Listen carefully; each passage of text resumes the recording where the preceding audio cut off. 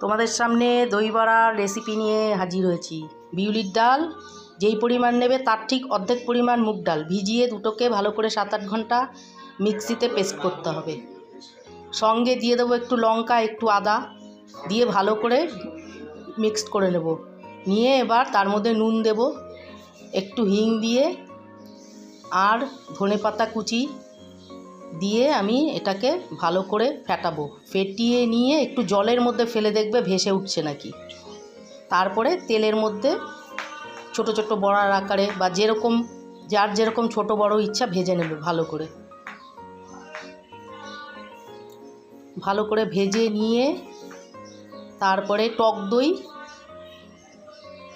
ভালো করে ভাজা হয়ে গেল পরে জলের মধ্যে নুন দিয়ে ভিজিয়ে রাখতে হবে বড়াগুলো। আর এইদিকে টক দই ফেটিয়ে নিতে হবে ভালো করে একটা পাত্রে। তার মধ্যে ওই ভেজানো বড়াগুলো হাত দিয়ে জলের থেকে তুলে ভালো করে চেপে নিয়ে হাতের সাহায্যে তারপরে ওই দইয়ের মধ্যে ডুবিয়ে দিতে হবে বড়াগুলোকে।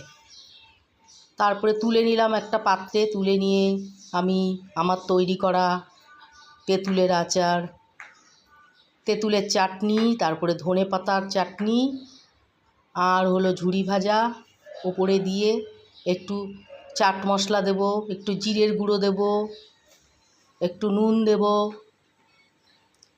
দিয়ে এগুলো তারপরে পরিবেশন করতে হবে। এইভাবে তোমরা একটু বাড়িতে বানিয়ে সবাই খেয়ে দেখো কেমন লাগে। খেয়ে অবশ্যই একটু জানিও।